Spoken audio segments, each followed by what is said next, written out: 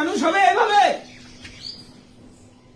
গের ধরে পড়াবে স্কুলে কালকে শুনি না পিড়াই বেদরে স্কুল না গেলে বসেন বসেন বসতে আসিনি, আমি আপনাকে বলতে এসেছি স্কুলে যেতে হবে, এভাবে চলবে না। বুঝতে পারলেন? কোন ক্লাসে পড়িস তুই? তাহলে কয়েকদিন পরে সেমিস্টার 1 পরীক্ষা, স্কুল যায় না, হেডমাস্টারকে আসতে হবে বাড়িতে।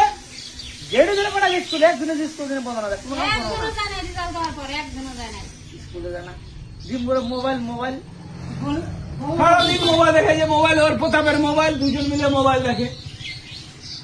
কি লাভ হবে? এরকমই থেকে যাবে জীবন। হবে পড়াশোনা না করলে জীবনে কিছু করতে পারবে কি? আমরা বলে কাল যাবো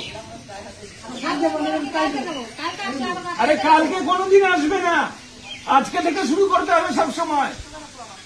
যে আজ থেকে শুরু করে সেই জীবনে উন্নতি করে, কাল আসে না জীবনে।